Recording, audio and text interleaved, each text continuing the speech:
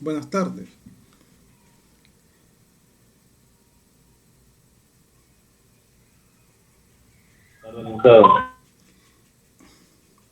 Vamos a dar inicio a la clase de este día 9 de noviembre, día miércoles.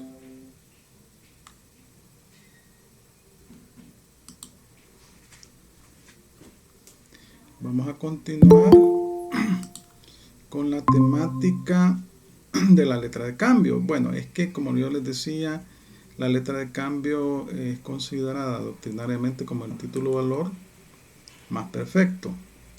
Entonces, toda la regulación de la letra de cambio es aplicable a los demás títulos valores. Samael Antonio Ventura Hernández está levantando la mano. Sí, Lick, hola, perdón que le interrumpa, y quizás un poco fuera de tema, pero estaba revisando el portal y no aparece la evaluación en el portal. No sé si. No, yo les dije que les pregunté a ustedes en la clase anterior y quedamos en que la iba a hacer el lunes, como que el miércoles no podían. Ah, ok, perdón, que a veces voy en marcha y no tengo buena recepción, pero gracias, Lick.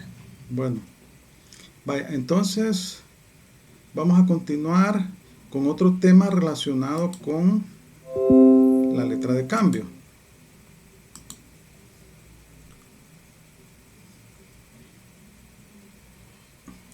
Vamos a hablar este día de lo que es el aval. El aval que se encuentra regulado del artículo 729 en adelante del Código de Comercio. Vamos a buscar el artículo.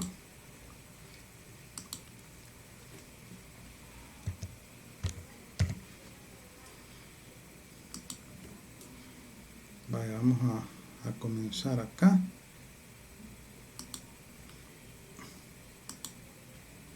Vaya, resulta que el aval es una especie de fiador, o sea, la persona que firma en calidad de avalista en una letra de cambio, básicamente se está obligando a efectuar el pago en caso de que el librado, que es el obligado principal, no pague. Puede suceder que el avalista lo haga a favor del librado.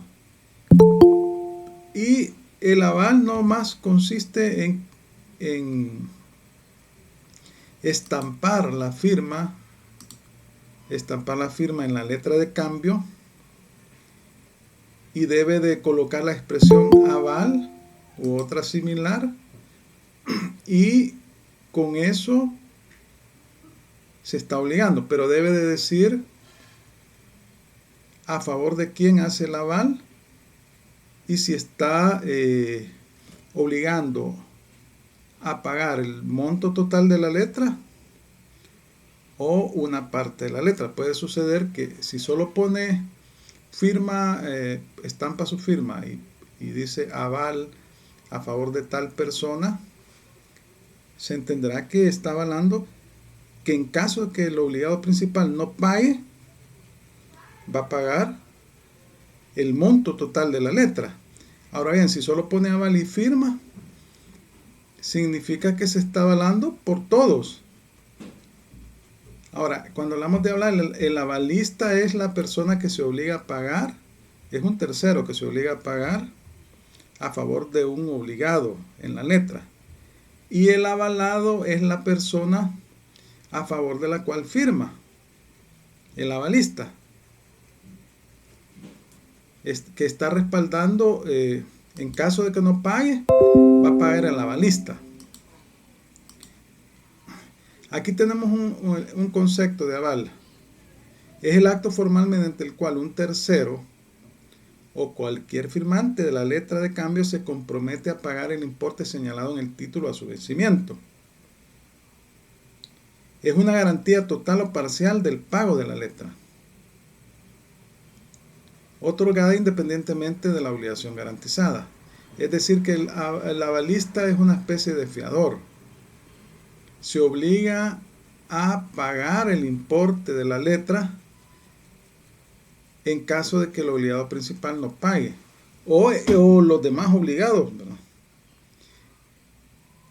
Pero para que tenga validez se debe de firmar en el título, en el anverso, en el reverso sería, ¿verdad? Y debe colocar la expresión aval u otra equivalente para garantizar el pago de la letra en caso de que los obligados principales no lo efectúen.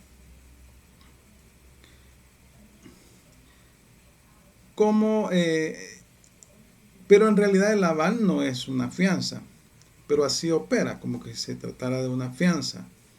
En realidad es, como acuérdense que los títulos valores tienen la característica de ser autónomos. Entonces el avalista adquiere una obligación independiente y autónoma.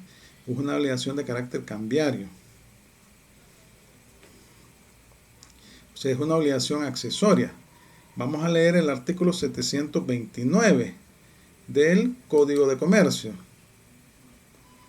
Alguien que me haga el favor de leerlo. Ahí lo tienen en pantalla si no tienen a la mano el código.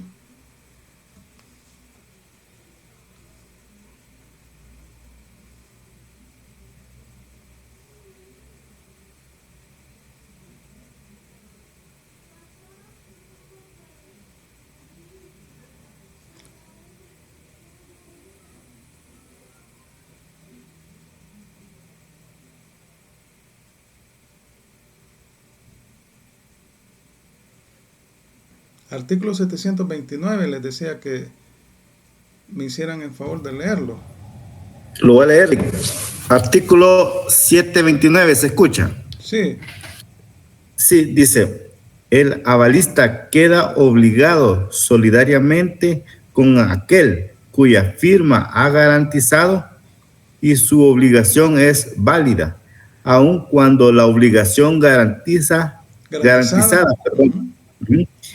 sea nula. El aval carece de validez únicamente cuando la ineficacia provenga de vicio formal de la letra de cambio. Vaya, gracias. Entonces, vemos que el avalista es un garante del pago del monto consignado en la letra de cambio. Responde por el pago de la misma en caso de que el obligado principal o los obligados principales no efectúen el pago. El tenedor legítimo de la letra de cambio puede dirigirse en contra del librado, que es el principal obligado, o de los demás endosantes, o en contra del avalista. Obviamente que el avalista tiene acción de repetición, o sea, se subroga en sus derechos al avalado o al, ¿cómo se llama? Al obligado principal, al librado. Puede ejercer acción en contra de ellos en caso de que él pague. ¿Cuáles son las formalidades del aval? ¿Sí? ¿En qué momento se elige cómo se llamaría, el aval? Vaya, mire, el aval es así como les decía, es una especie de fiador en realidad, ¿no? Que garantiza el pago de una deuda. Entonces, acá el librado puede decirle a un tercero que le garantice que es el principal obligado de la letra de cambio y que le garantice el pago. Así puede surgir la figura del aval. Obviamente que nadie se va a obligar a cambio de nada, ¿verdad? Obviamente, ¿va? Pero algún interés puede tener el avalista en garantizar el pago de esa deuda. Puede ser también un familiar o puede ser un tercero, pero que acepta pagar la deuda bajo ciertas condiciones, ¿verdad? Hace el trato con el librado. Entonces firma el título y pone la expresión aval a favor de tal persona por el monto tal. Así como cuando usted tiene una deuda y le piden un fiador.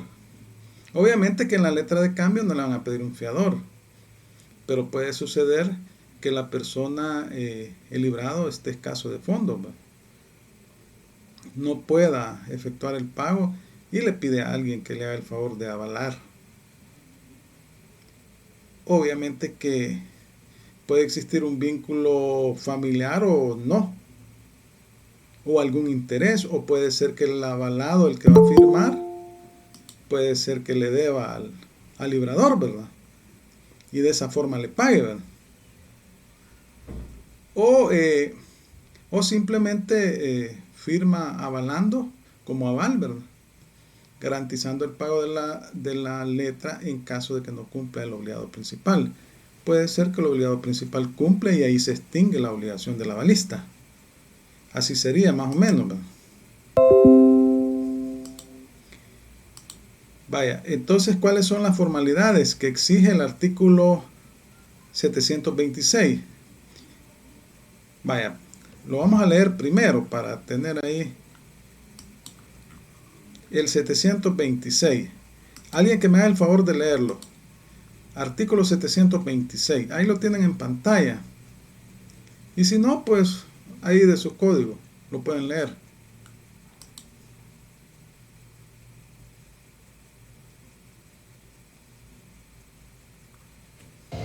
Yo lo leo, pero ahorita hay una rambulla por aquí. Vaya, hágame el favor de leerlo. Artículo 726. El aval se pondrá en la letra o en hoja que se le adhiera. Cuando no sea posible lo primero, se expresará con la fórmula por aval u otra equivalente y debe llevar la firma del avalista. La sola firma puesta en la letra, cuando no se le pueda atribuir otro significado, valdrá como aval. Vaya, gracias. Fíjense que esto último es interesante. Miren. La sola firma puesta en la letra, cuando no se le puede atribuir otro significado, valdrá como aval.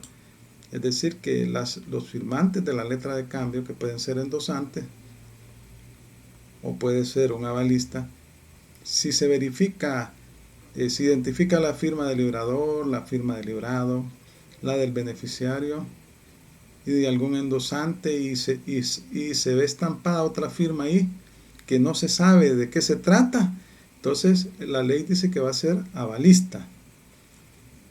Así dice el código. Va a responder por el pago en caso de que no responda el obligado principal, que es librado, o los demás endosantes, o el librador. Vaya, entonces debe redactarse por escrito en el mismo título. No aquí, por la misma naturaleza de los títulos, que el valor literal de los mismos es una formalidad exigida por la ley. Entonces, otro tipo de aval, como por ejemplo verbal o un compromiso, no tiene validez, ¿verdad? Debe firmarse el documento, ponerse la expresión aval u otra equivalente, y se debe decir por quién se está avalando y por qué valor. Entonces, el avalista lo que hace es estampar su firma. Ese es otro requisito. Estampar la firma de la persona. Y debe colocar la fórmula por aval u otra equivalente. Aval u otra equivalente. Así dice el 726, ¿verdad?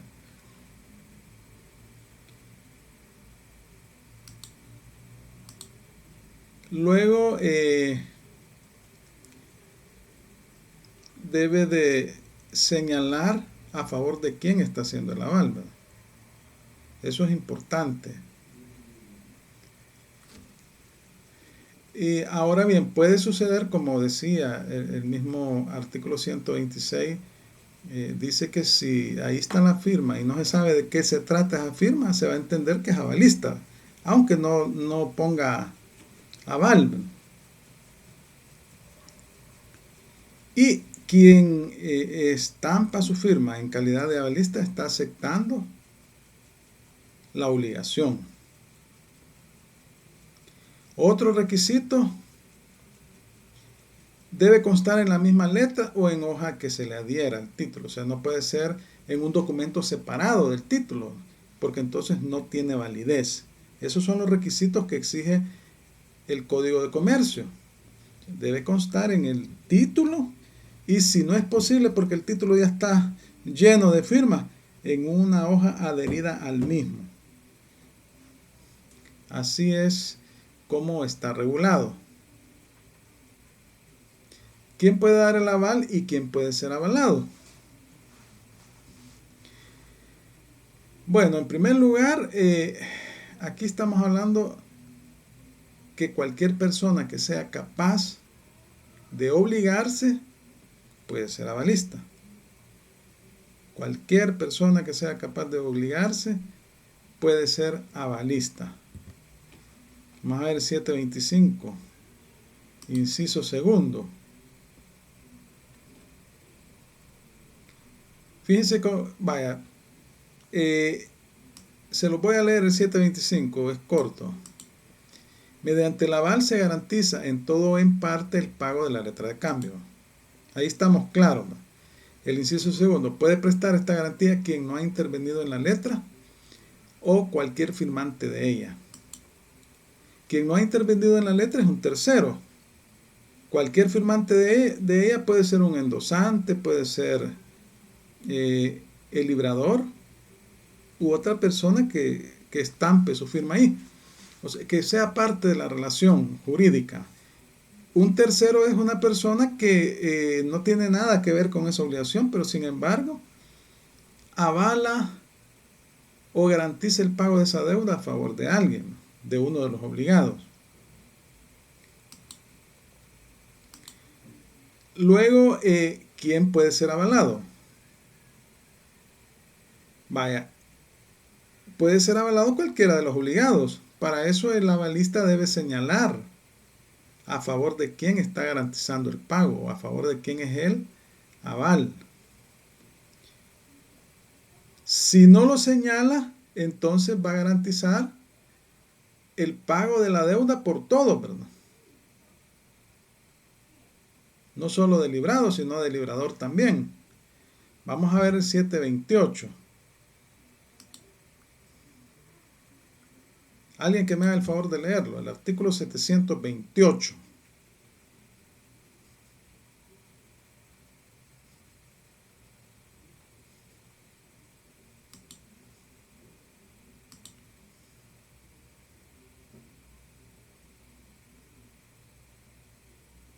¿Quién lo lee?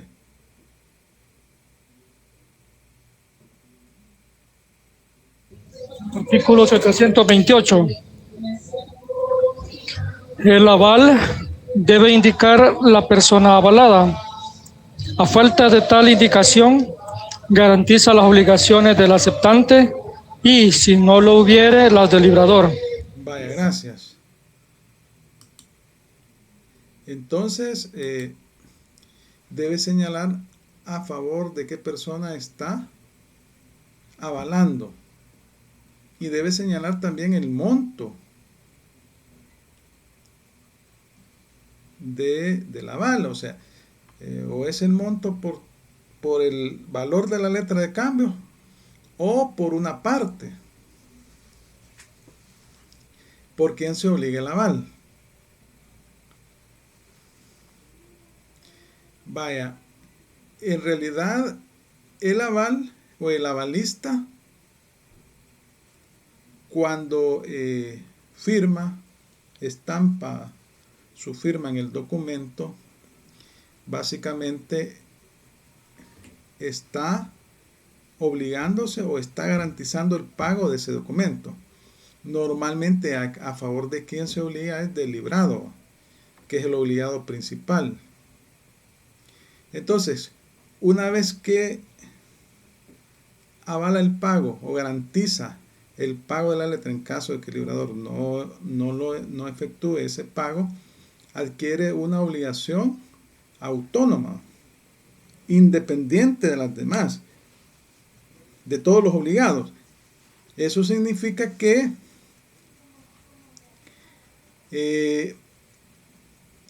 el portador o el tenedor legítimo de la letra de cambio puede iniciar una acción en contra del librador, del avalista o de cualquiera de los otros obligados.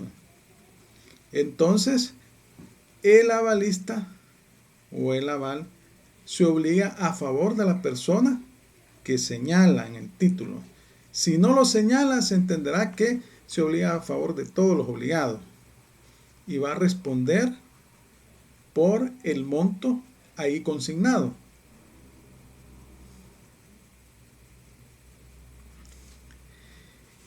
Vaya, ¿dónde debe constar el aval? Ya lo dijimos, en la misma letra de cambio o en hoja que se le adhiera. Si el documento ya no le cabe letra, porque han habido tantos endosos, porque la forma de circulación que tienen los títulos valores es por medio del endoso.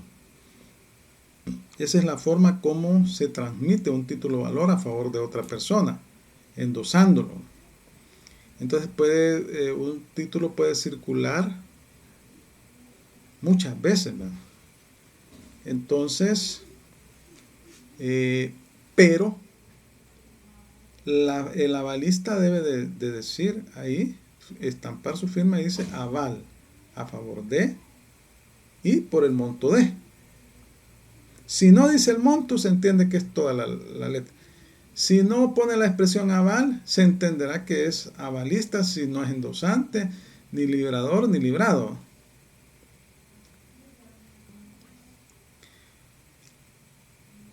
¿Y cómo dice la ley? ¿A dónde? ¿Cómo se va a estampar?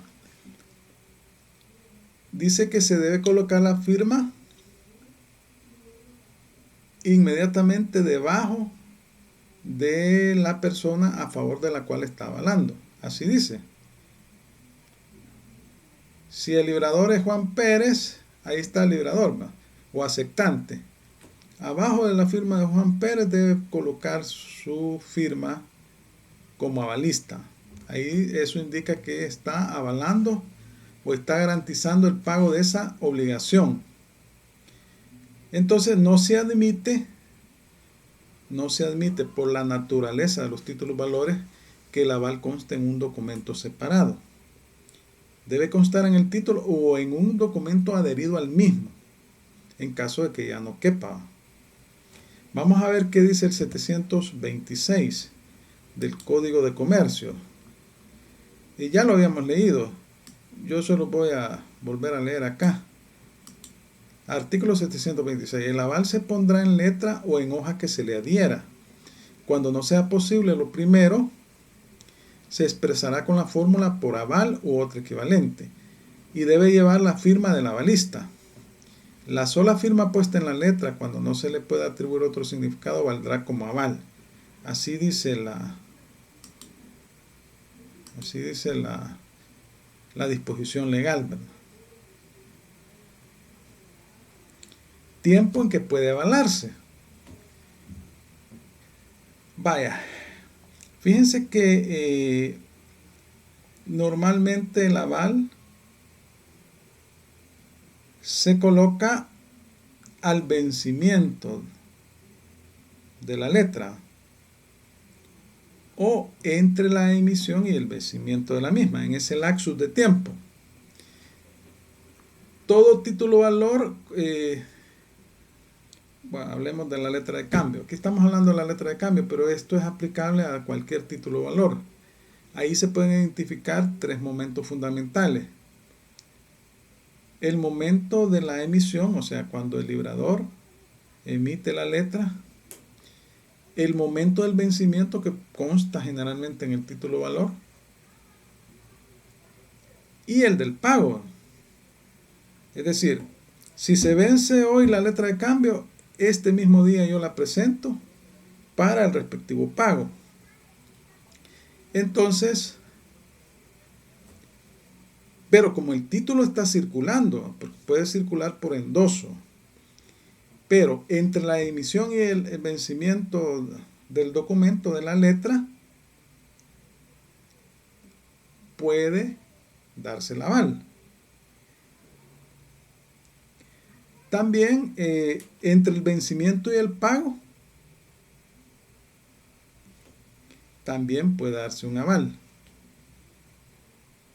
Ahora, es decir que el aval puede otorgarse al momento de la emisión o en el tiempo que media entre el libramiento y el vencimiento, por tratarse de una garantía de pago.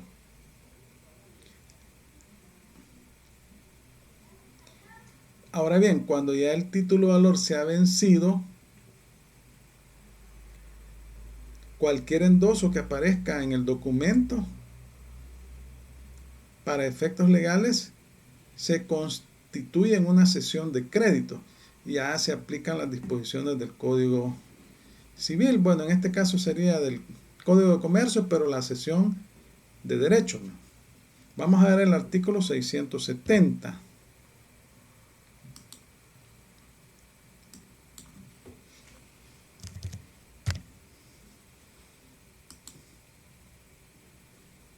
El endoso posterior al vencimiento produce el efecto de cesión de crédito.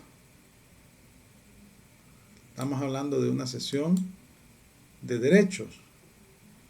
La cesión de crédito es, o la cesión de derecho, es un contrato en el cual el cedente le cede un crédito al cesionario. Firman un contrato, pero el cedente le debe garantizar la existencia de la deuda, pero no le puede garantizar la capacidad de pago del deudor, ¿verdad?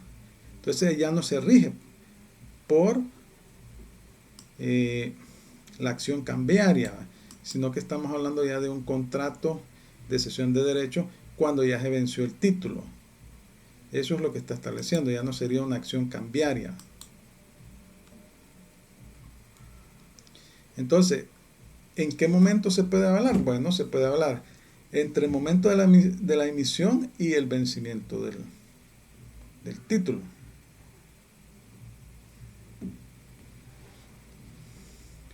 En ese momento se puede avalar. Una vez que ya se venció el título, ya no, ¿verdad?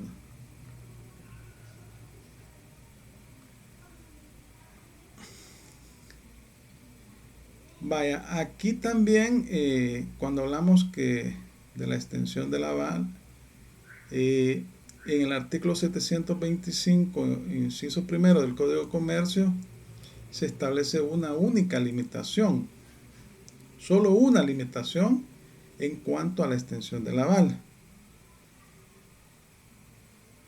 Como les decía yo que el aval es una garantía de pago del título a favor del deudor principal o de uno de los obligados al pago del documento. Se estampa la firma abajo de la firma de la persona que se está avalando y se pone aval u otra expresión equivalente. Y se debe establecer por cuánto está avalando. Entonces, ¿cuál es la limitación que establece la ley en cuanto al aval? Es sola una, es únicamente una. Es en cuanto a su cuantía. Es decir, que el aval puede ser por el monto total del título, una letra que puede ser de $800, o por un valor inferior. Puede ser por $400 o por 600. Solo ese caso permite la ley. Cualquier otra modificación que se le pueda hacer al aval o al título no tiene valor cambiario, o sea, no es aceptado por la ley. Vamos a ver el 725. Lo vamos a buscar.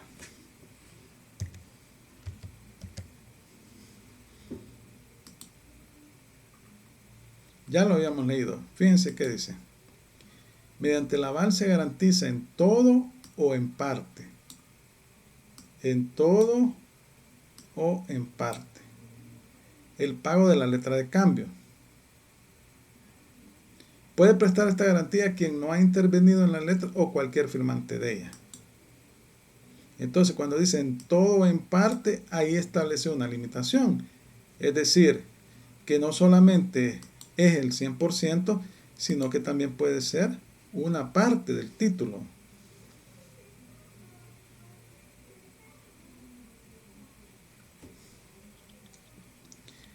Entonces, si una persona como avalista está dispuesto a servir de avalista de un obligado, lo puede hacer por el monto total o lo puede hacer por un monto inferior, pero debe de señalarlo.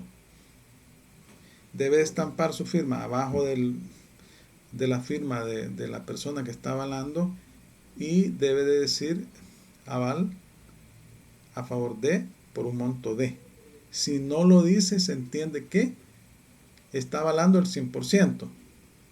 Y si no dice a favor de quién, se entiende que está sirviendo de aval por todos los obligados, ¿no?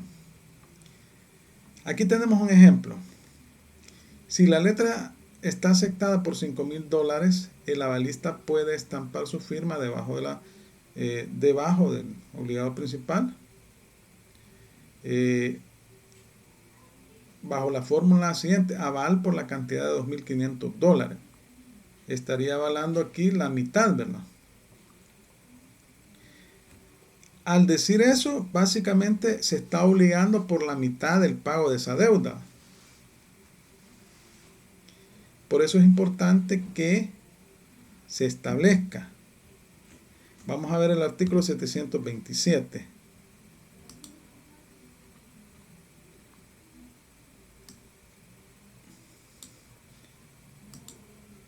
A falta de mención de cantidad, el aval garantiza el importe total de la letra. A falta de mención de cantidad, el aval garantiza el importe total de la letra. Así dice el 727. Es importante tomar en cuenta esa situación, ¿verdad? ¿Cuáles son los efectos del aval? ¿Cuáles son sus efectos? Lo podemos ver desde dos puntos de vista. En primer lugar, de las relaciones entre el avalista y el tenedor. El tenedor es el dueño del título, es la persona que posee materialmente el título, es el portador del título, es el beneficiario. El avalista, pues, es el obligado subsidiario al pago, por decirlo así, ¿verdad? Y también lo podemos ver desde el punto de vista de las relaciones entre el avalista y avalado. El avalista es quien está garantizando el pago a favor del avalado. El avalado es el obligado principal o uno de los obligados al pago del monto consignado en la letra de cambio.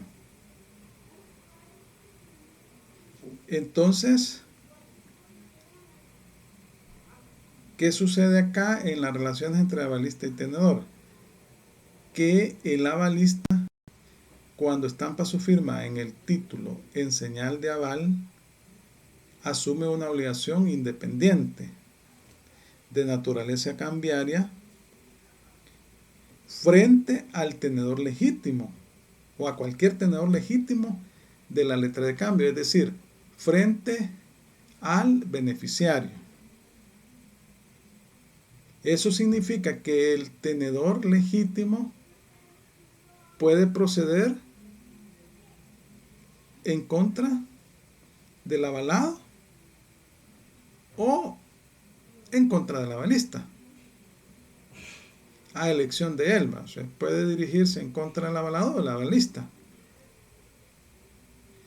Ahora bien, el avalista se subroga en sus derechos en contra del avalado. Subrogación significa que puede repetir el pago, puede exigirle al avalado que le reintegre el monto que pagó a su favor, ¿verdad?, que era el principal deudor.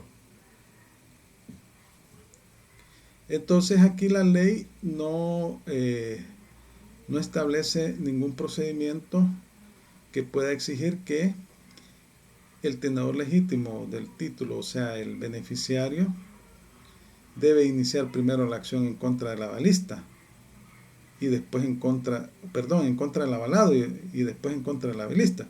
No, puede iniciar la acción ya sea en contra del avalista o en contra del avalado o viceversa. Porque en realidad el avalista es responde solidariamente por el monto de esa obligación. Existe un vínculo de solidaridad entre ambos, entre avalista y avalado. Entonces, el avalado es la persona, el principal obligado, o una persona obligada en el título que responde por su obligación. El hecho que el avalista pague la deuda no significa que el avalado se liberó. Se liberó del tenedor del título, pero no del avalista, porque el avalista tiene acción en contra del avalado en caso de que pague. Vamos a ver los artículos 729 y 731. Vaya, alguien que me lea el 729 y otra persona que me lea el 731, por favor, del Código de Comercio. Yo le ayudo, 729. Sí, por favor. Artículo 729. El avalista queda obligado solidariamente con aquel cuya firma ha garantizado y su obligación es válida aun cuando la obligación garantizada sea nula. El aval carece de validez únicamente cuando la ineficiencia provenga de vicio formal de la letra de cambio. Gracias. Otra persona que me lea el 731, por favor.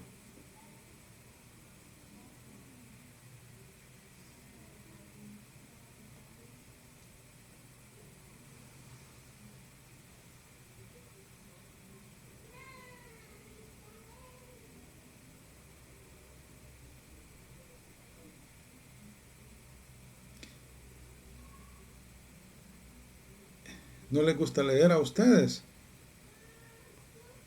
Alguien que me haga el favor de leer el artículo 731. Ahorita lo leo yo. Hágame el favor. Artículo 730, perdón. 31. 31, perdón. La acción contra el avalista estará sujeta a las mismas modalidades a que lo esté la acción contra el avalado. Vaya. Bueno, me llama la atención que no les gusta leer. ¿Por qué será? Pregunto. Licenciado, en lo personal, el ambiente donde estoy no permite, porque puede ser que interrumpan cuando yo esté leyendo, por eso no leo, para no ocasionar. Ajá. ¿Y los demás?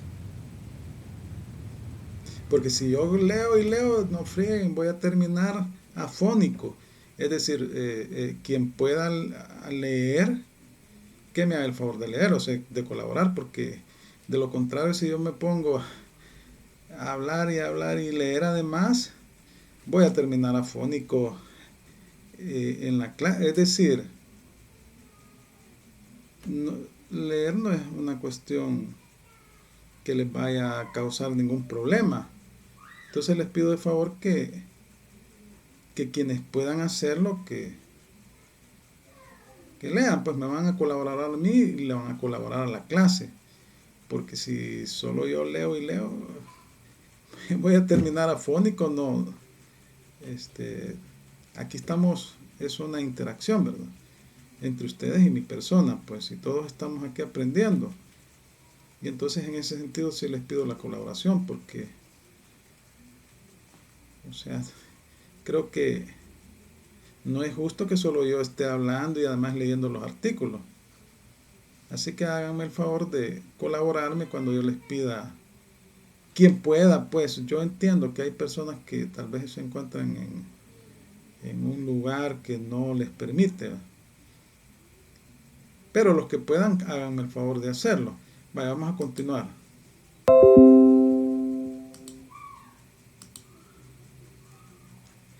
Vaya, entonces, como decíamos, el avalista, al firmar como tal, básicamente se obliga como si fuese el librador Así dice el 729 que acabamos de leer y el 731. La acción contra el avalista estará sujeta a las mismas modalidades que lo está en la acción contra el avalado. El avalado es el obligado. El obligado.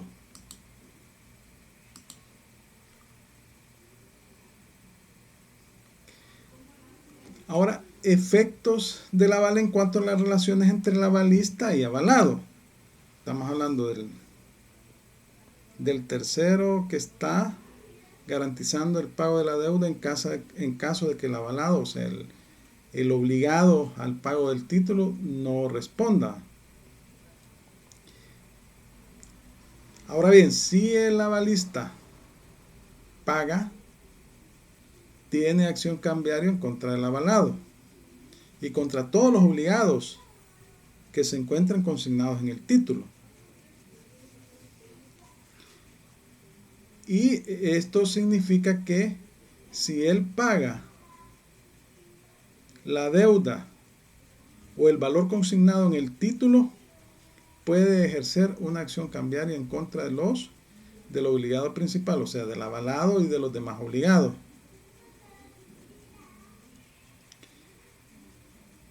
Así lo establece el artículo 730.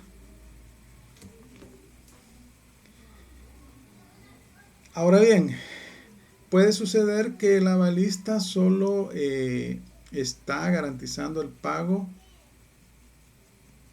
del librador, o sea, del aceptante de la letra. Entonces su acción se va a dirigir solo en contra de este, ¿va?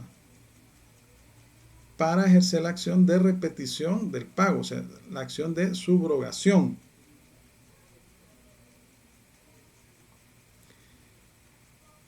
Entonces la ley le da la acción cambiaria en caso de que pagó por cuenta del obligado o de uno de los obligados. Y obviamente que una vez que se le pague al tenedor legítimo de la letra, o sea, al beneficiario, básicamente estamos hablando de que para el obligado para el beneficiario ya se extinguió, se satisfizo la deuda. Quedan en problemas el avalista, el avalado y los demás obligados, ¿verdad? Entre ellos, ¿verdad? Vamos a ver el 730 y luego el 771. ¿Alguien que me haga el favor de leer el 730? Yoli, artículo 730. El avalista que paga la letra tiene acción cambiaria contra el avalado y contra los que están obligados con este en virtud de la letra. Vaya, tiene acción cambiaria, o sea, puede iniciar la acción de repetición del pago. Vamos a buscar el 771.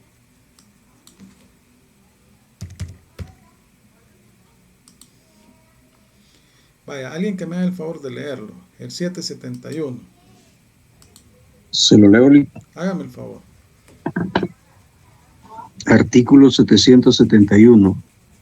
Todo lo que aparezca en una letra de cambio suscribiendo el mismo acto responden solidariamente por las obligaciones nacidas de este.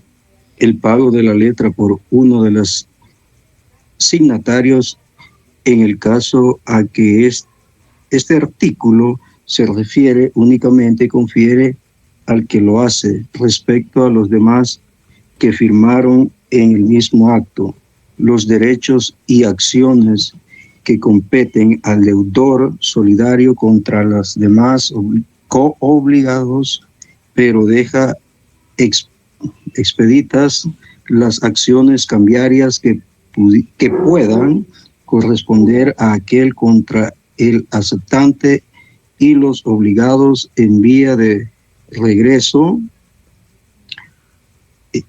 precedentes. Gracias. Cuando hace alusión a la vía de regreso, significa que puede ejercer la acción, si pagó el avalista, en contra del obligado principal o de las personas los demás obligados que puedan existir en la letra, ¿va? Que sean, obviamente, que se hayan obligado antes de haber existido el aval, ¿verdad? Los posteriores no, ¿verdad? Vaya. Ahora, ¿cuáles son las diferencias entre el aval y la fianza? Acuérdense que la fianza es una garantía personal, es una garantía solidaria, es un contrato. La fianza es un contrato. El fiador generalmente paga, ¿verdad? El fiador es un sujeto que se obliga a pagar por el deudor principal, ¿verdad? Una deuda ajena. Y es un contrato, la fianza es un contrato. Es una garantía personal, solidaria. Tenemos aquí cuatro diferencias. El aval es una declaración cambiaria, es una declaración unilateral de voluntad, porque el avalista lo hace independientemente, es decir, voluntariamente. Igual, la fianza también así se hace, pero es un contrato. La fianza es un contrato. Usted firma un documento contractual que está garantizando el pago de una deuda de un tercero. En cambio, el aval es una acción cambiaria unilateral que el avalista estampa esa obligación de forma autónoma e independiente, literal, en el título. Debe estar en el título o en un documento adherido al mismo. Y ahí caemos en la siguiente diferencia, que el aval debe constar en el texto de la letra o en hoja adherida a ella, así dice, ¿verdad? Dice el código. En cambio, la fianza es un contrato, Un contrato civil, puede ser mercantil también, ¿verdad? La fianza no se presume, sino que ahí existe el contrato donde firma el fiador, ¿verdad? El documento. En cambio, el aval sí se presume. Y este artículo que ya lo leímos, el 726, así lo establece. Vamos a buscarlo, 726. En la última parte, miren. La sola firma puesta en la letra cuando no se puede atribuir otro significado valdrá como aval. Básicamente está presumiendo la existencia del aval cuando no se logre establecer bajo qué condición está estampada esa firma en el reverso del documento. La fianza solo puede exigirse al fiador en primer lugar, cuando éste ha renunciado al beneficio de ejecución de bienes. Ya vamos a ver esto, vamos a ver. El avalista es deudor autónomo, a quien puede exigírsele aun cuando la obligación del avalado sea nula. Será válida la del avalista. Es que como en el título consta la firma de varios obligados, ¿verdad? Puede ser nula si es un menor de edad, ¿verdad? Pero si firmó como avalista en el documento, ahí le va a tocar pagar, ¿verdad? Ahora bien, fíjense cómo dice aquí, la fianza solo puede exigirse al fiador en primer lugar cuando éste ha renunciado al beneficio de ejecución de bienes. ¿Saben ustedes qué es el beneficio de ejecución de bienes? Esto cuando se ve la fianza en materia civil, ahí explican lo que es el beneficio de ejecución.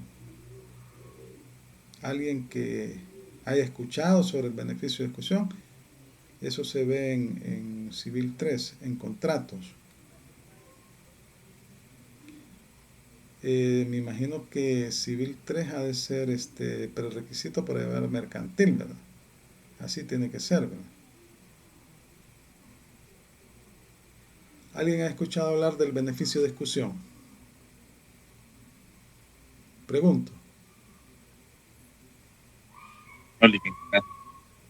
No. Vamos a ver.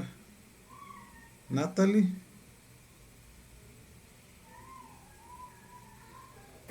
No lo recuerdo, Eli. pero sí ya he escuchado hablar, ¿verdad? Walter,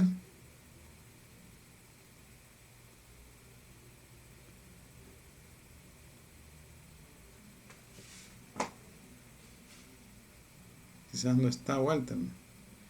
Manuel de Jesús,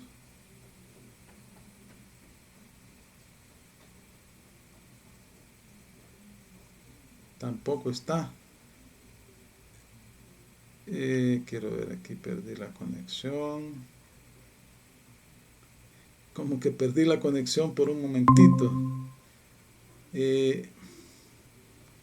Vamos a ver. No lo recuerdo, pero aquí habla sobre, no sé si me escucha. Sí, sí. Sí, se escucha, Natalia. Vaya, Pero diga. creo que él es el que no tiene señal, ¿verdad? No, ¿cómo no? No me escuchan. Yo creería. No me escuchan. ¿Me escuchan o no me La escuchan? señal está fallando, compañeros. Permítanme. ¿Me escuchan o no me escuchan? Ahora sí, Eli. Vaya, Hoy sí, En sí. ese- ahorita sí. vaya, háganme el favor. Hoy sí me están escuchando. Sí, ahora Sí, sí. Vaya, háganme el favor. Entonces usted iba a decir Sí, algo.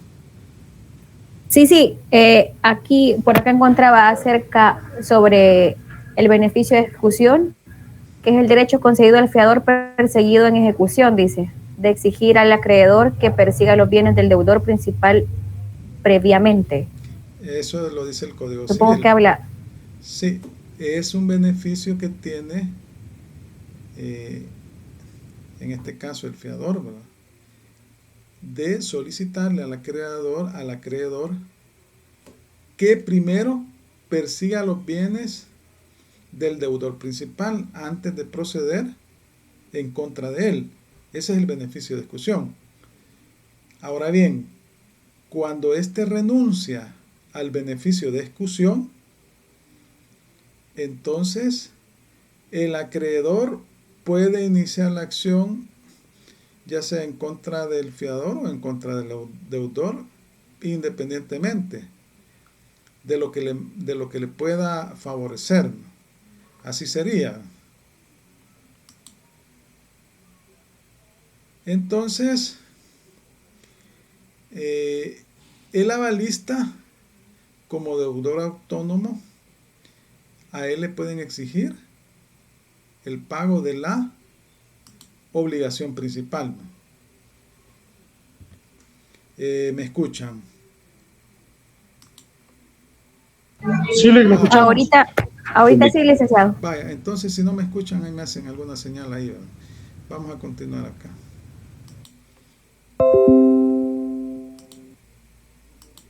Vaya, hoy vamos a hablar del pago. El pago. Bueno, el pago no es más que la satisfacción del crédito en efectivo. Cuando se paga en efectivo. Se puede pagar por cuota, ¿no? Pero de esa forma se salda la obligación.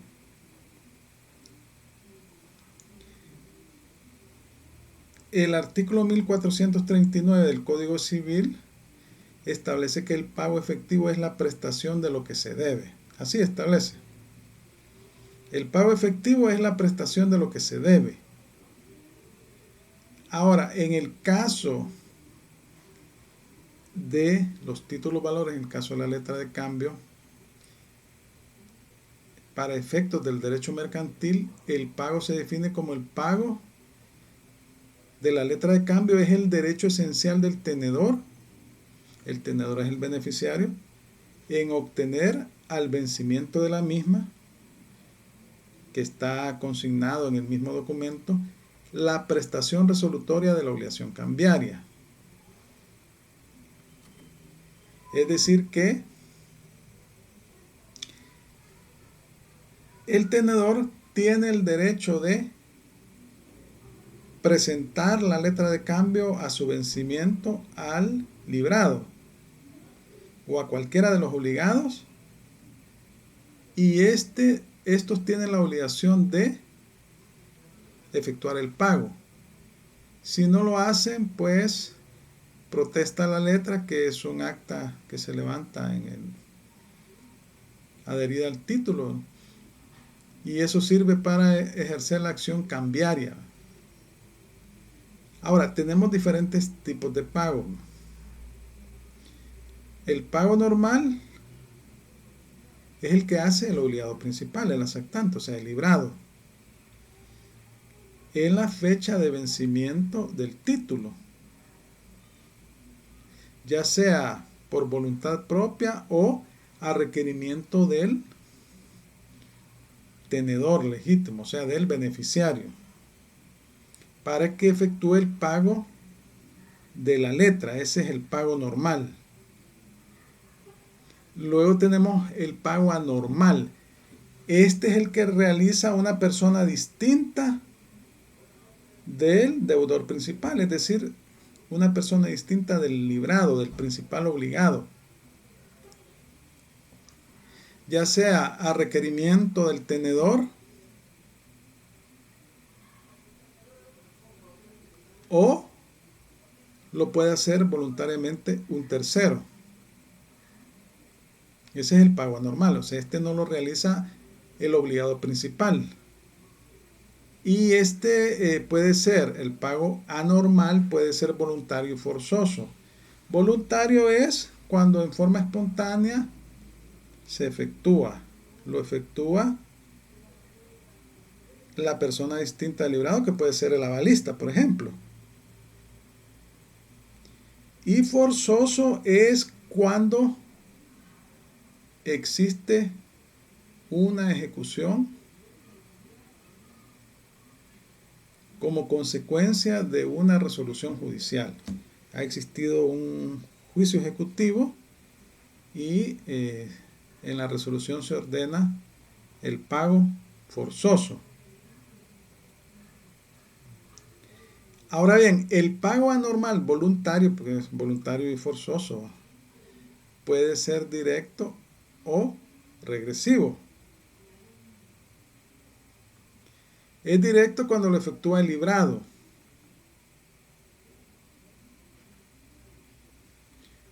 Un avalista o un interventor. Ya vamos a ver la figura del interventor. El pago anormal, ¿verdad?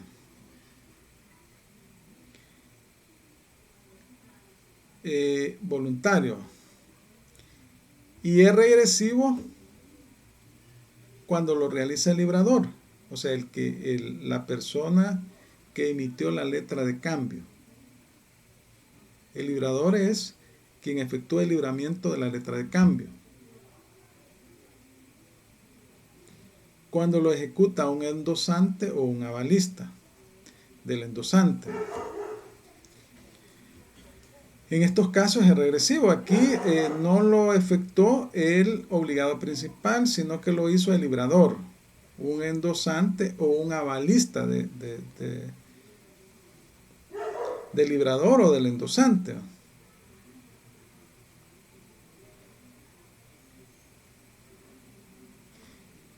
El pago anormal forzoso, acordémonos que el pago anormal forzoso es el que se realiza por requerimiento judicial, ¿verdad?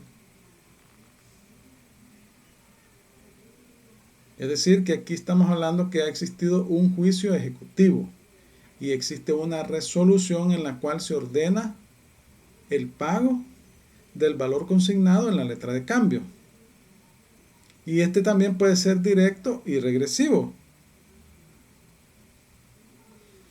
Es directo cuando la acción cambiaria, es decir, el juicio ejecutivo, se ejecuta o la acción se ejecuta en contra del aceptante o sus avalistas, y el aceptante es el librador. Y es regresivo cuando la acción cambiaria se dirige en contra del librador, o sea, quien emite la letra, de los endosantes o no se escucha, licenciado. Vamos a ver. ¿No me escucha? Cuando se quedó en progresivo, en explicación de progresivo, ya no se le escuchó muy bien. Vamos a ver. ¿Ahora me escuchan? En ese momento sí. Es que yo creo que quizás los audífonos son los que no me están funcionando. Ahora me escuchan bien. Sí, se le escucha en este momento. Solo que a veces se congela la pantalla. Ah, se congela la pantalla. Bueno, ya esas son cuestiones que no... De todos modos, yo estoy grabando la clase. Pero está bien. En este momento sí me están escuchando, ¿no? Sí, justo ahora sí. Fuerte y claro, fuerte y claro. Ahorita sí. Sí, yo creo que también los audífonos me están fallando. Bueno, gracias entonces por avisarme. Entonces les decía que el pago anormal forzoso es el que se realiza por la vía judicial, por requerimiento judicial, cuando ha existido un proceso judicial. En este caso, como estamos hablando de títulos valores, estamos hablando de un juicio ejecutivo. Y este puede ser directo o regresivo, igual que el pago normal, ¿verdad? Es directo cuando la acción cambiaria se ejerce en contra del aceptante o su avalista. O sea, el aceptante es el librado, el obligado principal. Sus avalistas son las personas que garantizan el pago del monto consignado en el documento. Y pero aquí estamos hablando que estamos por la vía judicial, ¿no? Es regresivo cuando la acción cambiaria se dirige en contra del librador, que es el que emite el documento, de los endosantes, cualquier persona que ha firmado, estampado su firma, o de sus avalistas. Entonces aquí estamos hablando que el proceso judicial se entabló no en contra del obligado principal, sino en contra de los otros obligados.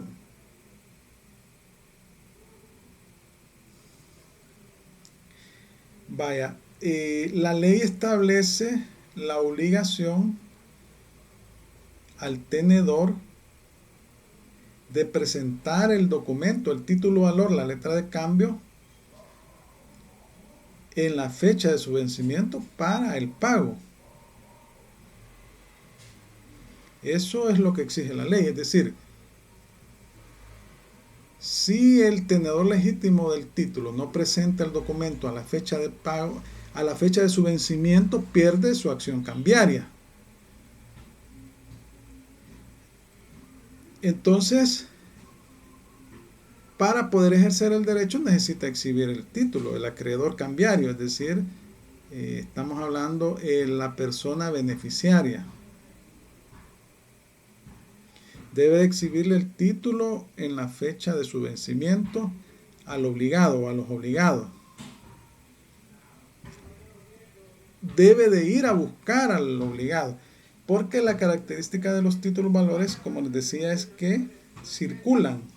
Mediante endoso se hace el traspaso del título valor y puede suceder que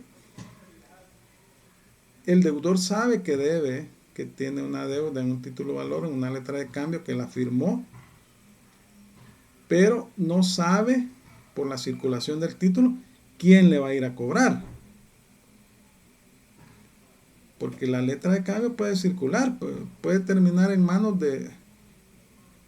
no de la persona con la que originalmente se obligó. Entonces, por eso el acreedor cambiario, o sea, el beneficiario, debe de ir en busca del deudor. Mostrarle el título a la fecha de vencimiento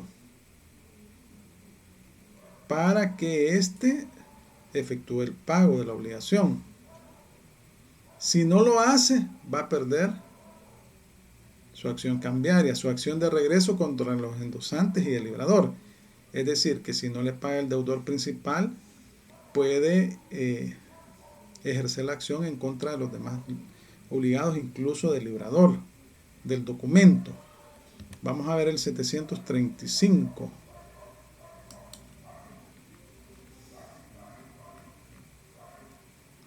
Es bien cortito. Dice el 735, miren.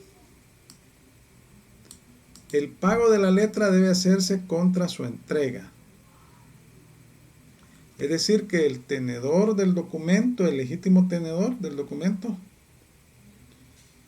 debe presentar el documento a la fecha de su vencimiento y debe entregárselo al deudor, o sea, al librado o al avalista.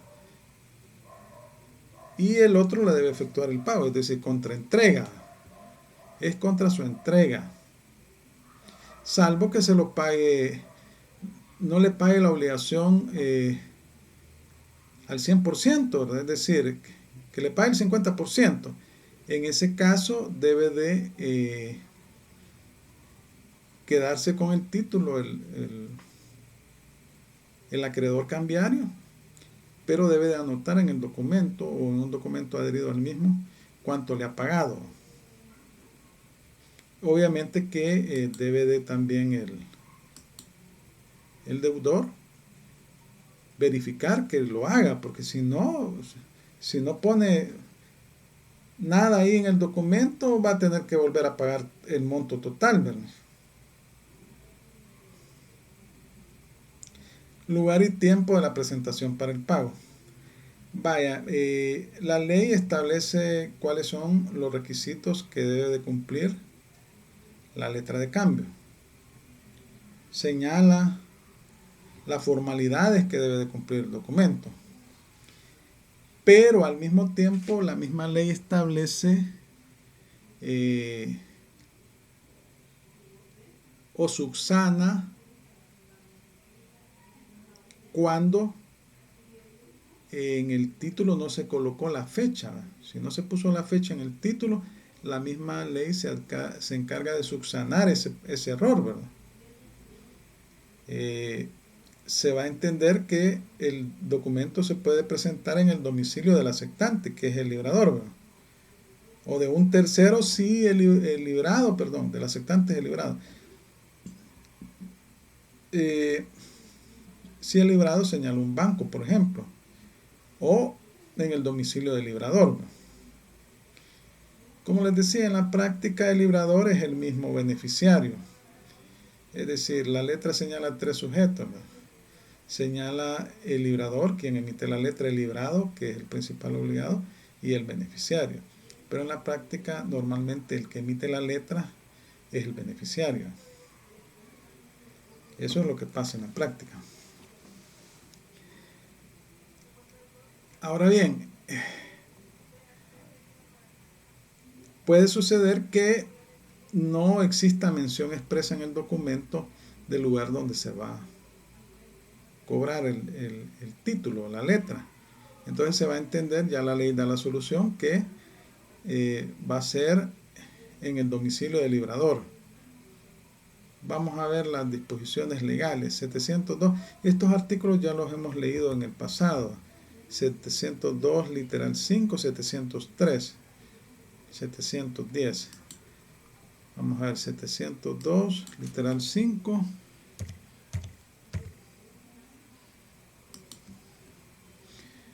La letra de cambio deberá contener, Romanos 5, lugar y fecha, no, lugar y época del pago. Así dice. Luego el 703 dice, la falta de designación del lugar del pago se suplirá conforme al inciso final del artículo 625.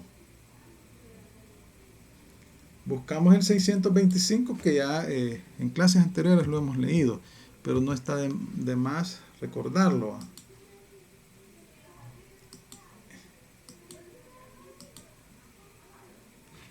Luego dice aquí, ¿verdad? En el inciso segundo, si no se mencionara el lugar de emisión o el de cumplimiento de las prestaciones o ejercicio de los derechos que el título incorpora, se tendrá como tal respectivamente el que conste en el documento como domicilio del librador y el del obligado, o el lugar que aparezca junto al nombre de cada uno, en caso de no expresarse domicilio alguno. Y si en el título se consignan varios lugares, se entenderá que el tenedor puede ejercitar sus derechos y el obligado cumplir las prestaciones en cualquiera de ellos. Vaya, entonces decíamos que la falta de señalamiento del lugar en que se va a efectuar el pago, en que se debe presentar la letra, ya la ley se encargó de se encarga de subsanar en caso de que no estuviera consignado en el título. Vamos a ver el 710, creo que no sé si ya lo leímos. Vamos a ver.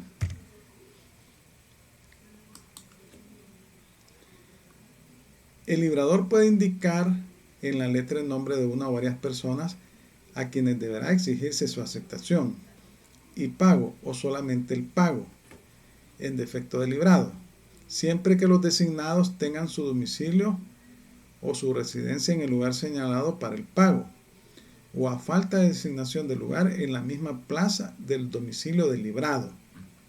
Eso señala el artículo 710.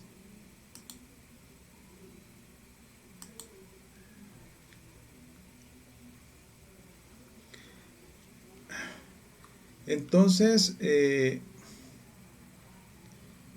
la ley exige que la letra de cambio debe presentarse el día de su vencimiento o en el siguiente día hábil. Así lo señala. Si no se hace, se pierde la acción cambiaria regresiva del tenedor, es decir, caduca. Así dice, va a caducar, dice. Cuando hablamos de acción cambiaria regresiva, significa que si el tenedor legítimo del título presentó el documento ante el librado y éste no lo quiso aceptar, no lo quiso pagar, entonces puede ejercer la acción en contra de los demás, ¿verdad? Ahora, pero si no la presenta al vencimiento o al día hábil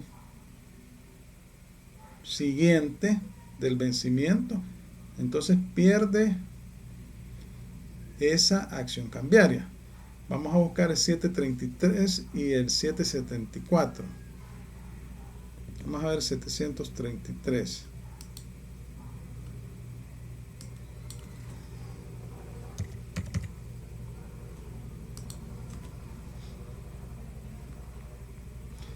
Fíjense que dice, artículo 733, la letra debe ser presentada para su pago el día de su vencimiento o en el siguiente día hábil.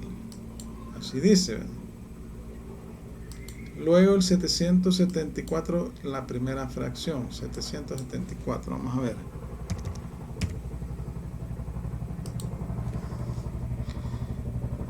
La acción cambiaria del último tenedor de la letra contra los obligados en vía de regreso caduca por no haber sido presentada la letra para aceptación o pago. Es decir, que si no la presenta el día en que se vence el documento o el día hábil siguiente, le caduca la acción cambiaria en contra de los demás obligados, que se llama en vía de regreso. Eso significa.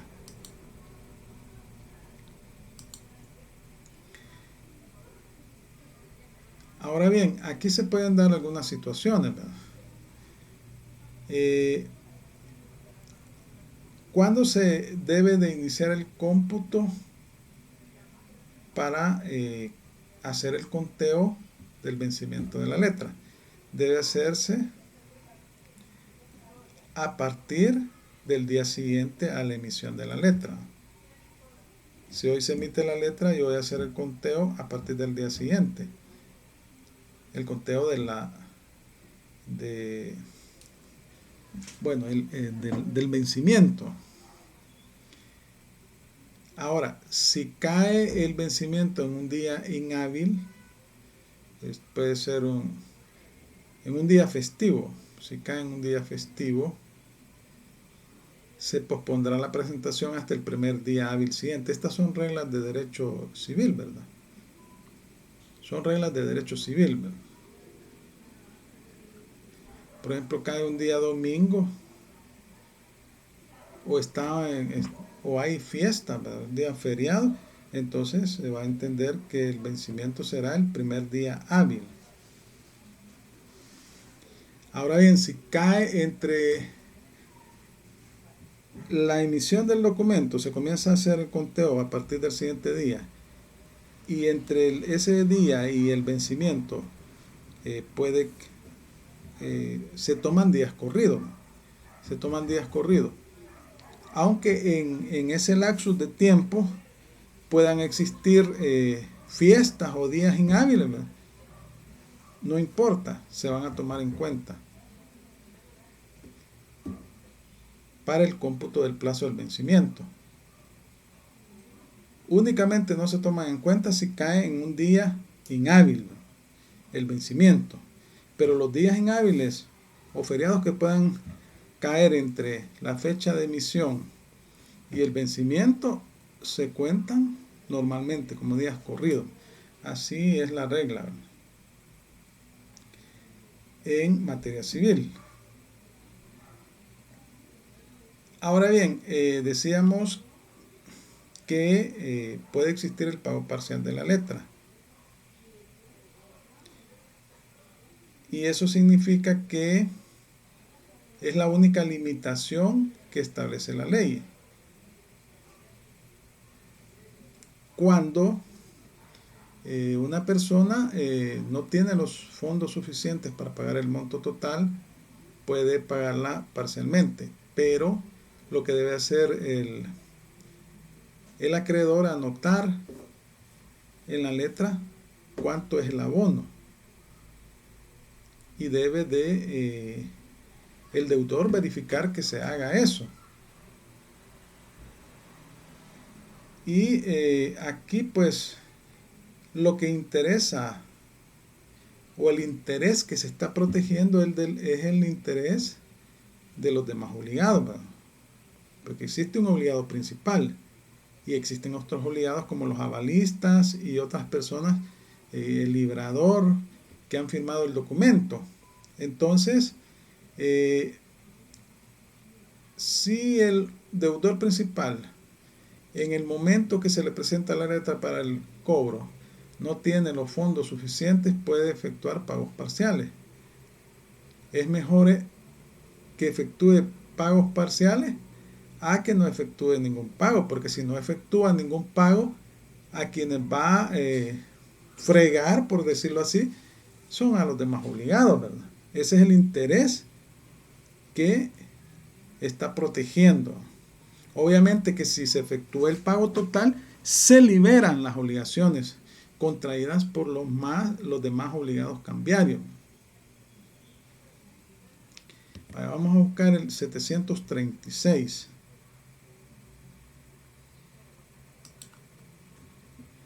Acá, 736. Alguien que me haga el favor de leerlo, por favor.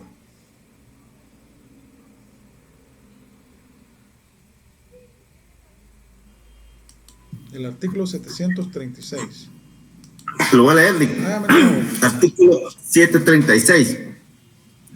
Dice, el tenedor puede rechazar un pago parcial, pero si lo acepta, conservará la letra en su poder mientras no se le cubra íntegramente, anotando en ella la cantidad cobrada y otorgando el recibo correspondiente. Por separado, la anotación en la letra deberá firmarse. Vaya, gracias. La anotación en la letra deberá firmarse. Esa es una garantía, porque si no lo hace, le puede volver a cobrar el monto total de la letra. Vaya, y el 1461 del Código Civil, lo vamos a buscar aquí, tengo el Código Civil acá. Vamos a ver.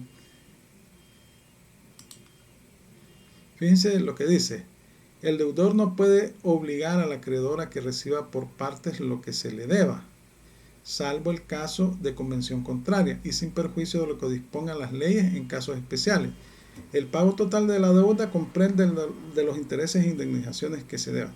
Es decir, si existe un pacto entre el deudor y el acreedor de efectuar pagos parciales, dice el Código Civil que es permitido. Entonces, el Código de Comercio retoma eso del Código Civil.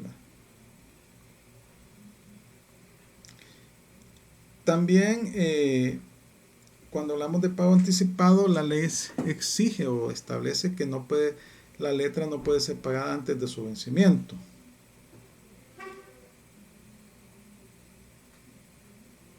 ¿Por qué? Porque no se garantiza el derecho del librado, es decir, puede suceder que se la presentaron antes del vencimiento y resulta que el documento no era valedero o tenía alguna alteración el texto o algo así, y eso significa o fue extraviado, significa que se la pueden volver a presentar al vencimiento y tendría que pagarla. También establece la ley que el tenedor no está obligado a recibir el pago antes del vencimiento, ni el acreedor exigir el pago antes del vencimiento, ni el deudor verificarlo contra la voluntad de aquel. Eso dicen los artículos 737 y 738. Los vamos a buscar acá. Vaya, alguien que me lea el 737 y el 738.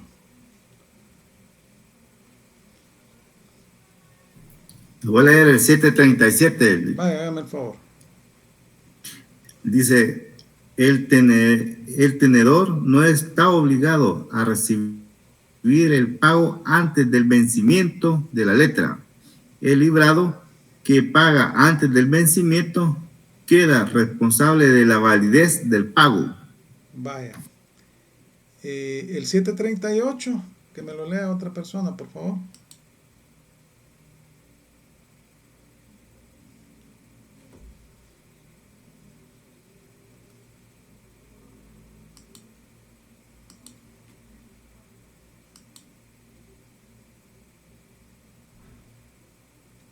¿Quién lo lee?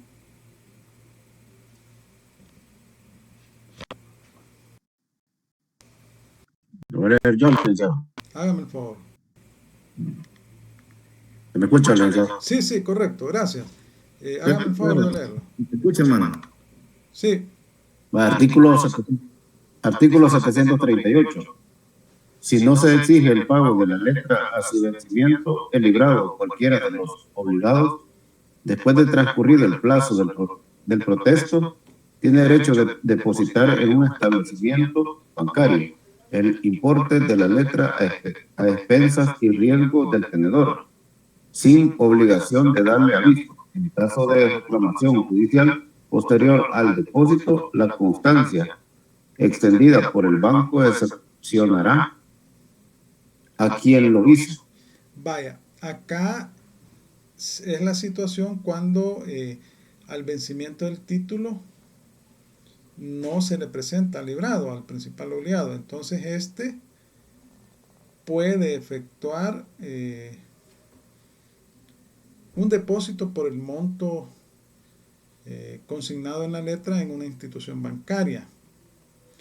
Y si el día de mañana el tenedor legítimo inicia la acción cambiaria, con la constancia que emita el banco bastará para excepcionar el pago. En caso de negligencia del tenedor legítimo, o sea, el acreedor cambiario. ¿Cuáles son los efectos del pago? Ahí va a depender de quién efectúa el pago. Si lo efectúa el librado, se extingue la obligación para los demás obligados, ¿verdad? Se extingue la acción cambiaria, porque es el principal obligado. Si lo efectúa el librador, que es el que emite la letra, exime del pago a todos los demás obligados, pero él conserva su acción en contra del librador, o sea, o mejor dicho, conserva su acción en contra del librado, o sea, del aceptante. Tiene la acción de subrogación o de repetición. Si paga un avalista del librado, también, según el artículo 730, se extingue la acción cambiaria, o sea, la obligación principal, pero este puede ejercer la acción en contra de el avalado y en contra de los demás obligados en el título. O sea, tiene la acción de repetición, se subroga en los derechos. El pago por interventor, esta es una figura que ya la vamos a ver. El interventor es un sujeto, es un tercero que paga el documento por el obligado principal. Y también es importante señalar lo que regula el artículo 735, que una vez que se presenta la letra para el pago y se paga, el tenedor, o sea, el beneficiario, debe de entregarle la letra al que efectúa el pago. Es contraentrega. No se debe quedar con el documento, salvo que sea un pago parcial. Entonces, va a anotar en el documento el monto que se le está saltando y cuánto es el saldo que queda, y debe de firmarlo. Esta figura de la aceptación por intervención es una figura legal que en la práctica básicamente no opera, casi no opera, porque lo que más opera es un avalista. ¿Y en qué consiste la aceptación por intervención? Constituye el acto, ahí así dice, les voy a leer lo que dice la diapositiva. Constituye el acto cambiario mediante el cual una persona requerida por el portador, o sea, el portador es el tenedor, ¿verdad?, de la letra, o voluntariamente satisface la prestación incumplida del librado, en atención del librador o cualquiera de los otros obligados al regreso. Esto también se regula en el 1443 del Código Civil. De ahí básicamente se toma 1443. Vamos a ver. ¿Por quién puede hacerse el pago? Dice artículo 1443. Puede pagar por el deudor cualquier persona a nombre del deudor, aún sin su conocimiento, contra su voluntad y aún a pesar del acreedor. Pero si la obligación es de hacer y si para la otra de que se trata, y si para la obra de que se trata se ha tomado en consideración la actitud o talento del deudor, no podrá ejecutarse la obra por otra persona contra la voluntad del acreedor. Bueno, aquí el primer inciso nos interesa. Puede pagar por el deudor cualquier otra persona a nombre del deudor, aún sin su conocimiento o contra su voluntad y aún a pesar del acreedor. Entonces, ese es el pago por un interventor, ¿verdad?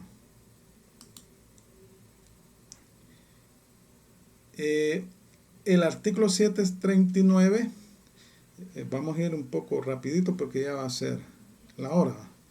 Establece que el pago por intervención es la efectuada por persona que no es librado, o sea que no es un tercero, pues, no es el principal obligado, cuando éste rehusó a dar la aceptación. Artículo 739. La letra de cambio no aceptada por el librado, no estampó su firma aceptando la obligación, puede serlo por intervención después del protesto respectivo. Y debe ser después del protesto. Y decíamos que el protesto es cuando se presenta el documento para el pago y no acepta el librado. Entonces el protesto es un acta adherida al documento en donde hace constar la situación que se presentó el título para pago y no fue efectuado el pago. Luego tenemos que las personas que aceptan por intervención, pagar por intervención una letra de cambio, son aquellas que se indican en el título con esa finalidad, o pueden ser personas extrañas a tal designación. Es decir, que puede suceder que en el documento, en la letra de cambio, se establezca o se señale que tal persona va a pagar por intervención, ¿no?, a favor del librado. Sería una especie de aval, pero no es aval. O puede ser que una persona extraña, aún contra su voluntad, porque aquí la cuestión es esa. En el aval es voluntario, o sea, por voluntad del librado. Pero acá, aún contra la voluntad del librado, puede una persona pagar el documento por intervención. Y se llama indicatario cuando está señalada en la letra. Aquí es contra la voluntad del obligado principal o de los obligados. Y aquí tenemos las disposiciones legales, ¿verdad? 741, 740. Vamos a leer 741 y 740. Si el que acepta por intervención no designa a la persona en cuyo favor lo hace, interviene por el librador, aun cuando la recomendación haya sido hecha por el otro signatario. 742. La aceptación por intervención produce los mismos efectos cambiarios que la aceptación por el librado, salvo lo dispuesto en el artículo siguiente. Es decir, que es como que esté efectuando el pago el librado.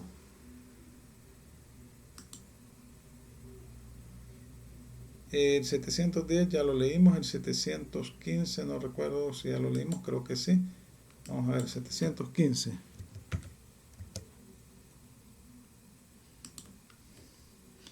Si, conforme al artículo 710, la letra contuviera indicación de otras personas a quienes debe exigirse la aceptación en defecto del librado, deberá el tenedor, previos protestos con respecto a los que se negaren, reclamar la aceptación de los demás personas indicadas. Vamos a ver acá. ¿Cuáles son los efectos? Produce los mismos efectos de la aceptación por el librado, es decir, quien efectúa el pago por intervención básicamente aceptó el pago de la obligación principal. Entonces queda obligado en favor del tenedor y de los demás signatarios posteriores a la intervención, ¿verdad? O sea, está obligado al pago del documento, pues. Y estas disposiciones legales lo regulan, 742, 743 y 744. Como este pago por intervención puede ser una persona puede efectuar el pago del título sin siquiera saber el librado que efectúa el pago, ¿no? No sabe el librado, no le pidió opinión, entonces tiene que informarle, ¿no? 742, 743, ¿no? Y 744. La aceptación por intervención produce los mismos efectos cambiarios que la aceptación por el librado, salvo lo dispuesto en el artículo siguiente. Artículo 743. El aceptante por intervención queda obligado en favor del tenedor y de los signatarios posteriores a aquel por quien interviene. Artículo 744. El aceptante por intervención deberá dar inmediato aviso de la misma a la persona por quien lo hubiera efectuado. Los endosantes que la preceden, el librador y los avalistas de cualquiera de ellos, pueden exigir al tenedor que, no obstante la intervención, le reciba el pago de la letra. Es decir, que si se presenta un tercero ante el tenedor legítimo del documento, ofreciéndole efectuar el pago del documento, es obligación de éste aceptar el pago. Eso es lo que quiere decir. La diferencia entre la intervención y el aval sería que en el caso del aval existe un consentimiento entre el librado y el avalista. En cambio, en la intervención, la persona efectúa el pago sin pedir el consentimiento de los obligados. Incluso ni pueden darse cuenta. Por eso les decía que esta figura es básicamente raro que se dé. Lo que se da más es el aval. El pago por intervención es el realizado por persona distinta del librado cuando éste rehúsa hacer el pago. Toda persona, con excepción del aceptante, puede pagar por intervención. El aceptante es el librador. Podrán hacerlo el aceptante por intervención, que es un tercero, el que recomendó la intervención o un tercero. Así dice el 746. El que no aceptó como librado puede intervenir en calidad de tercero, con preferencia a cualquier otra persona que intervenga como tal, salvo lo dispuesto en el 750. Vamos a ver el 746 y 750.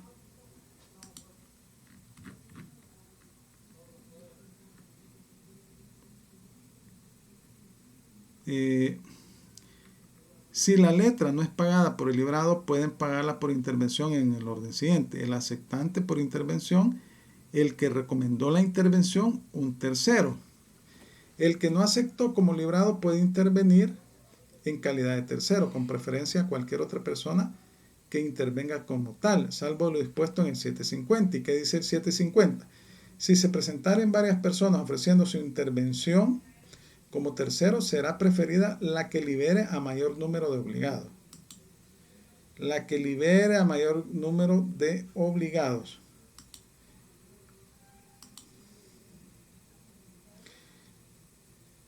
Entonces, como decía el 751, el pago por intervención es de carácter obligatorio, es decir, que el tenedor no puede negarse a recibir el pago. No puede negarse, debe de recibirlo.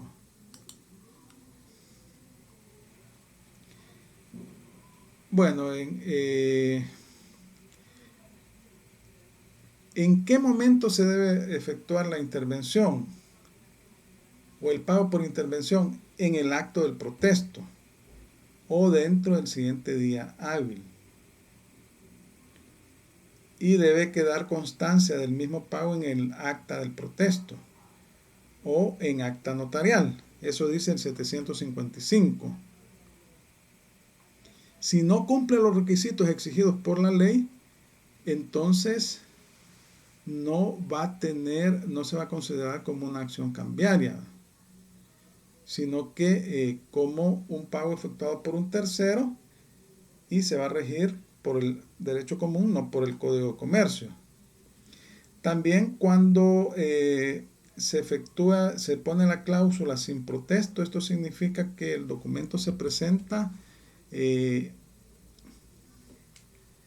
a pago de un solo, al vencimiento. Cuando se presenta a pago sin necesidad de aceptación, vence el documento, y si no se pagó, significa que puede iniciar la acción sin necesidad de que exista el protesto. Eso significa. Y los efectos, sencillamente, extingue la deuda para los obligados principales, pero el interventor tiene acción contra los demás.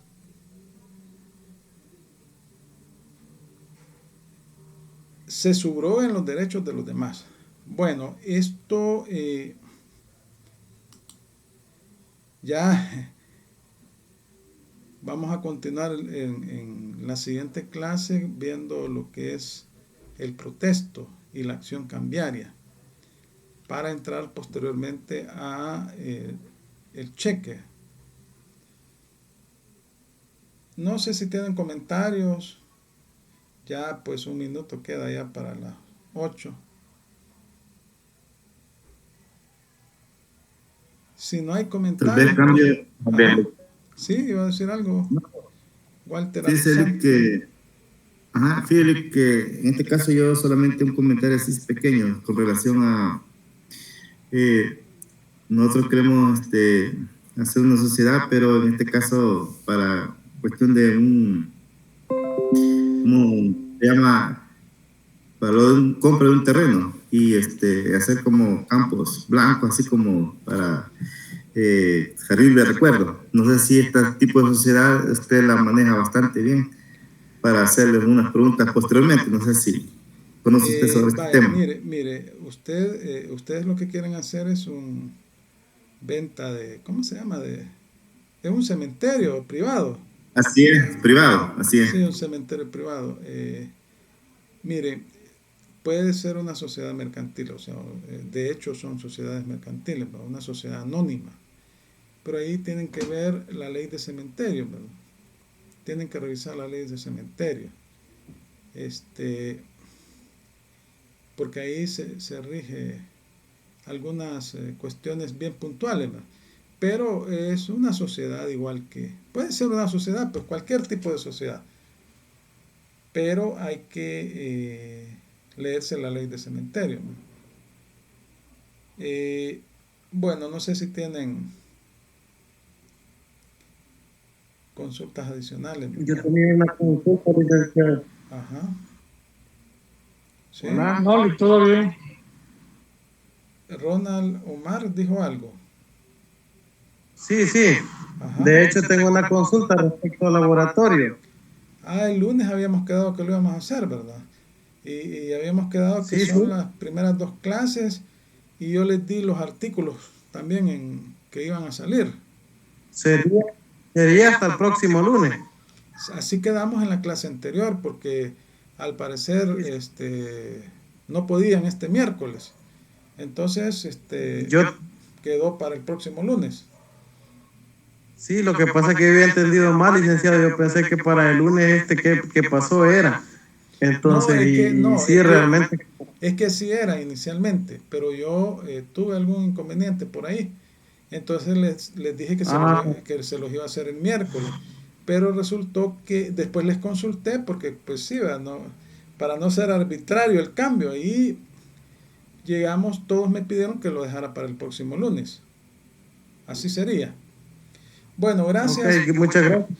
Gracias por su atención. Vaya, gracias por su atención. Nos vemos en la próxima clase. Y en la próxima clase, después de la clase, vamos a hacer el laboratorio. Pasen feliz noche. Gracias a todos. Gracias, Luis. Buenas noches. Gracias, Luis. Buenas noches, licenciado. Bueno.